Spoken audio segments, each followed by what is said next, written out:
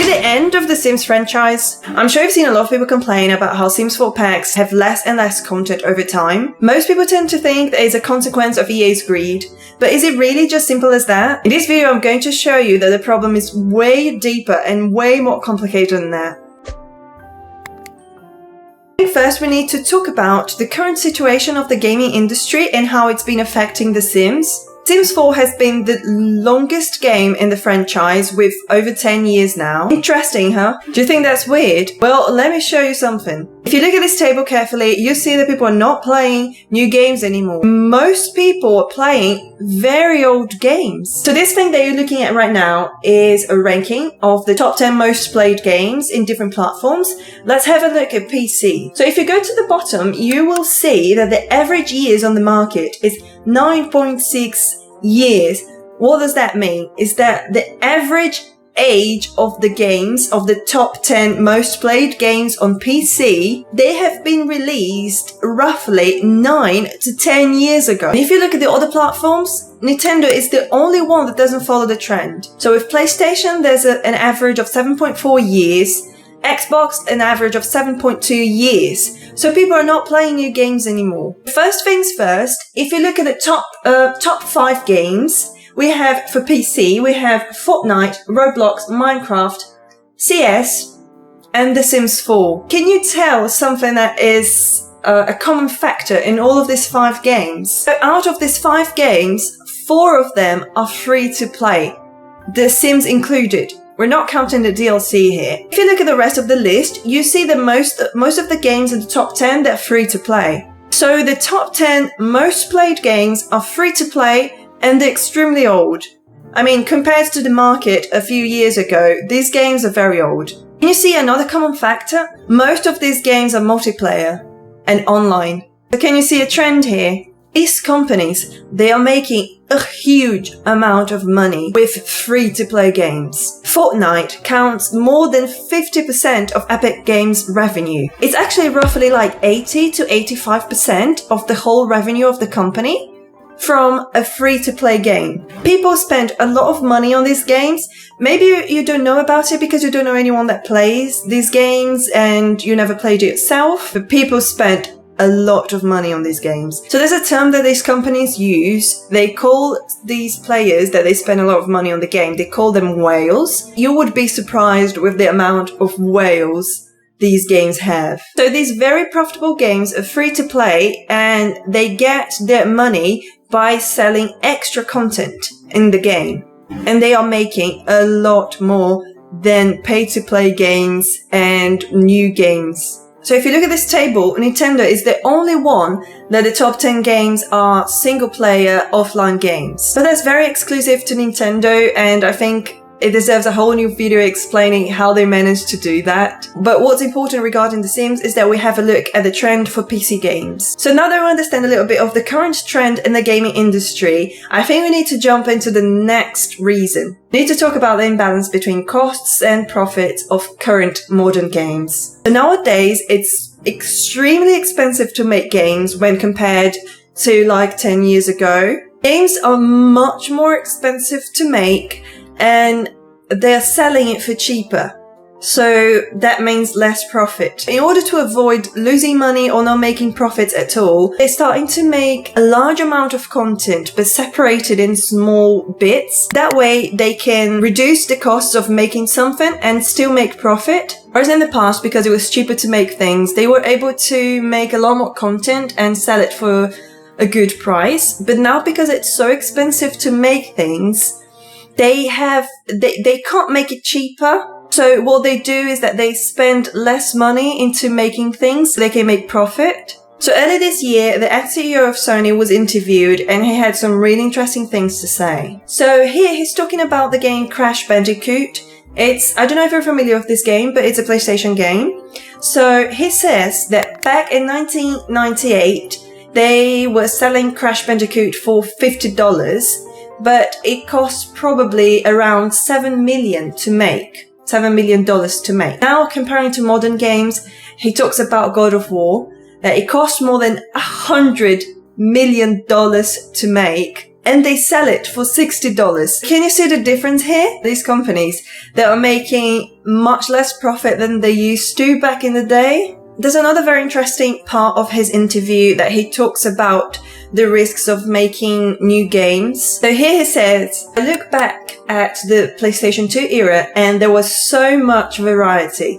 You had God of War and Assassin's Creed, but you also had Loco Roco and SingStar and Dance Dance Revolution. At 7 to 12 million a throw, why not make a bet and see what happens? What we can gather from this is that now, knowing that God of War costs like $100 million plus to make, and they're gonna get a lot less profits with that, can you understand why it's so risky to make something different? After having a look at this, how can we apply this to The Sims 4? First of all, if they were to make The Sims 5 now, compared to when they were making The Sims 1, 2, and 3, they would spend a huge amount of money compared to those times. Back then, it was much faster and cheaper to make games. Having that in mind, I think it makes sense that The Sims 4 is 10 years old. Before, The Sims would release a new Sims game every like 4 to 5 years, I think. So in the past, in 4 years' time, they were able to make expansion packs, stuff packs,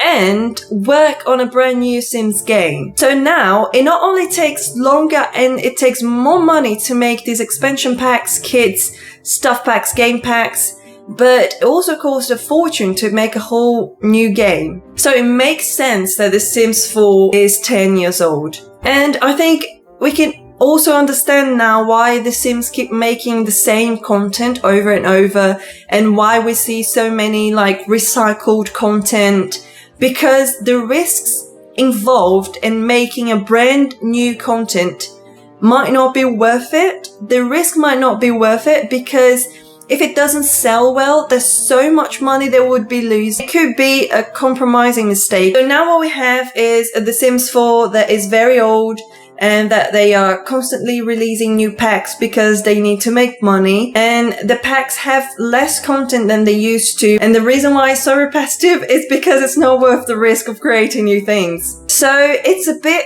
scary to think about that because it seems like there is no solution, at least not at the moment. But I think we need to talk about the next topic. Since the old traditional model is not profitable anymore, why hasn't EA fully transitioned yet? Oh, they are trying. Let's talk about SimCity. So SimCity 2013 was a brand new game of the SimCity franchise, and it had a few different things. So the new SimCity was a bit different because you could only play it if you were online. The main reason why EA did that is because they wanted to avoid piracy. I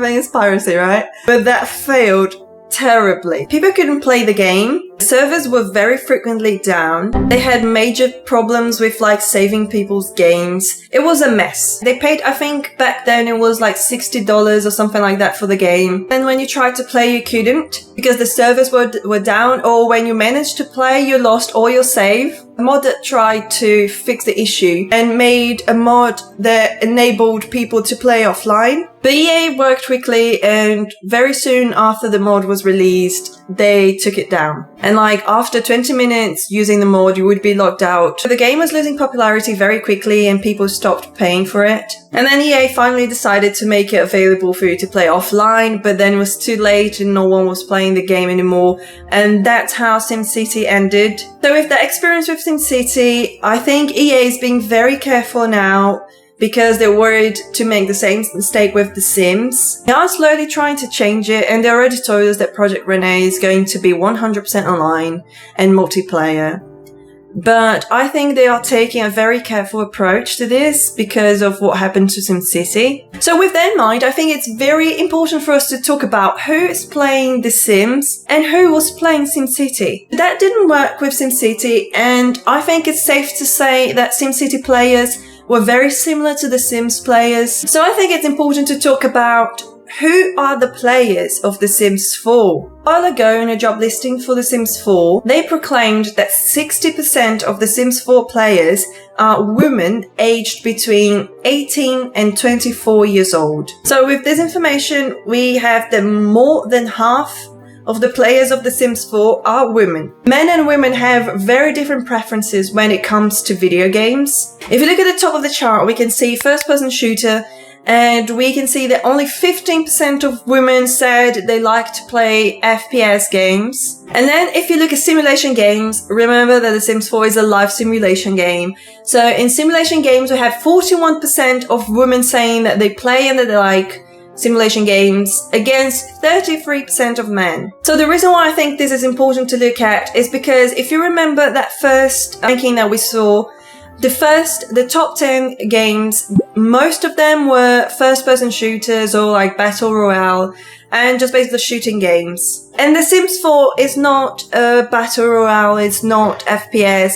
The Sims is a simulation game. Simulation games are mostly played by women. So does that trend apply to The Sims? And now another chart that we're going to look at is the difference between teen and adults. The teens numbers are always going to be bigger because there are more teens playing video games than adults playing video games. But we have to look at the proportions here. So if you look at first-person shooter, we have 40% of teens playing that against 28% of adults playing that. Remember that the players of The Sims 4 are adult women. So if you see here the difference between adults and teens, teens are playing it way more than the adults are. And then if you look at simulation, we have 22% of adults playing simulation games against 34% of teens playing simulation games. Here the difference is much smaller than when you compare it to first-person shooter. And if you look at Battle Royale, it's only 16% of adults that are playing that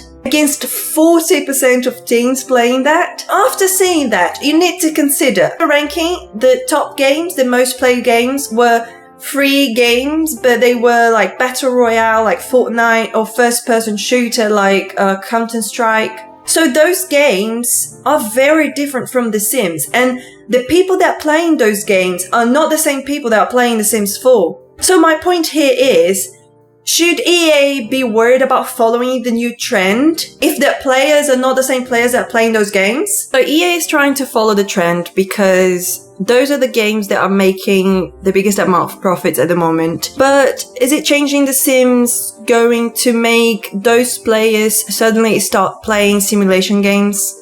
Is this trend applicable to The Sims, or is it going to kill the franchise? But if we take Disney Dreamlight Valley as an example, Disney Dreamlight Valley initially was going to be a free-to-play game, and they were thinking of following this trend, and last minute they changed their minds. The game is still pay to play and not filled with microtransactions as we thought it would be in the beginning. They gave up on following this trend and they are following a much more traditional style, releasing paid expansion packs. Shouldn't that be seen as a sign for EA?